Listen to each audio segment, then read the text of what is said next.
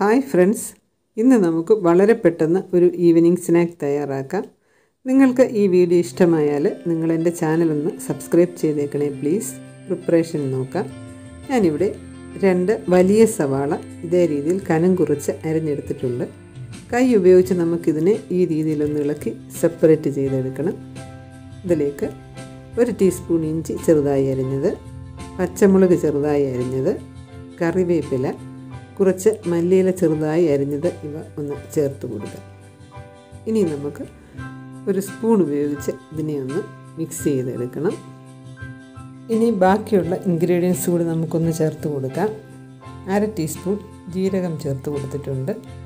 ഇനിയും 1/4 ടീസ്പൂൺ മഞ്ഞൾപ്പൊടി ചേർക്കാം. അപ്പോൾ ഇതിന് നല്ലൊരു കളറൊക്കെ കിട്ടും. ഇനി നമുക്ക് ഇതിൻ്റെ ടേസ്റ്റിന് ആവശ്യമായ ഉപ്പാണ് ചേർക്കാനുള്ളത്.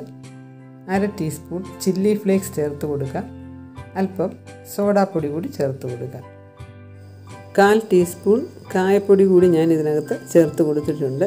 ഇനി നമുക്കിതിനെ നന്നായി ഒന്ന് മിക്സ് ചെയ്യാം.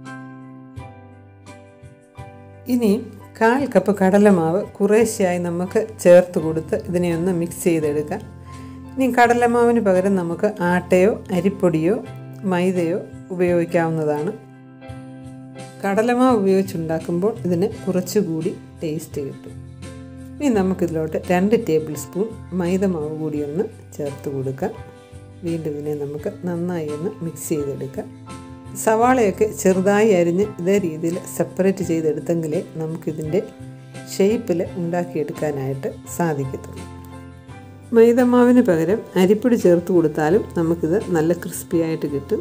ഇനി നമുക്ക് കൈ ഉപയോഗിച്ച് ഇതിനെ നന്നായി ഒന്ന് മിക്സ് ചെയ്തെടുക്കാം. ഇത് ഉള്ളിയിൽ നിന്ന് നമുക്ക് അല്പം വെള്ളം കൂടെയൊക്കെ ഇറങ്ങി അത് ലൂസായിട്ട് കിട്ടും.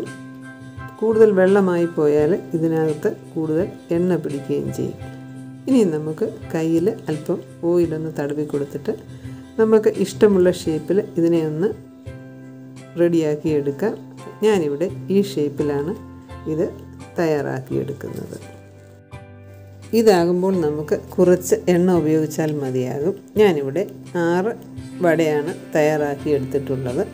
ഇനി ഞാൻ ഒരു പാൻ വെച്ച് കൊടുത്തിട്ടുണ്ട്. ഇതിലോട്ട് നമുക്ക് കുറച്ച് എണ്ണ ചേർത്ത് കൊടുക്കാം. ഈ രീതിയിലാണെങ്കിലും നമുക്ക് നല്ല രീതിയിൽ ഇത് റെഡിയായി കിട്ടും.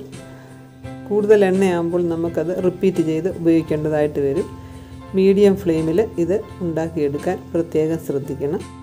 പെരും ജീരകത്തിൻ്റെ ടേസ്റ്റ് ഇഷ്ടമുള്ളവർക്ക് ജീരകത്തിന് പകരം അത് ഉപയോഗിച്ചാലും മതിയാകും. ഇപ്പോൾ ഇതിൻ്റെ ഒരു സൈഡ് റെഡിയായി വന്നിട്ടുണ്ട്. നമുക്കിതിനെ ഒന്ന് തിരിച്ചിട്ട് കൊടുക്കാം. 2 സൈഡും തിരിച്ചും മറിച്ച് വിട്ട് നന്നായി നമുക്കൊന്ന് മൂപ്പിച്ചെടുക്കാം. അങ്ങനെ നമ്മുടെ 3 ഉള്ളിവട ഇവിടെ റെഡിയായി വന്നിട്ടുണ്ട്. നമ്മുടെ എണ്ണ കൂടുതൽ ഉപയോഗിച്ചിട്ടില്ല, കണ്ടാൽ തന്നെ അറിയാമല്ലോ. അടുത്ത ട്രിപ്പ് 3 എണ്ണം കൂടി ഞാൻ ഇട്ട് കൊടുക്കുകയാണ്. ഇത് നമുക്ക് മൂപ്പിച്ചെടുക്കാം. അങ്ങനെ നമ്മുടെ വളരെ ടേസ്റ്റിയായ ഉള്ളിവട ഇവിടെ തയ്യാറായി വന്നിട്ടുണ്ട്. നിങ്ങൾക്ക് ഈ റെസിപ്പി ഇഷ്ടമായാൽ നിങ്ങൾ എൻ്റെ ചാനൽ സബ്സ്ക്രൈബ് ചെയ്യുക, എന്നെ സപ്പോർട്ട് ചെയ്യുക, ലൈക്ക് ചെയ്യുക, കമൻറ്റ് ചെയ്യുക, ഷെയർ ചെയ്യുക. എല്ലാവരും സേഫായിരിക്കുക. Thank you.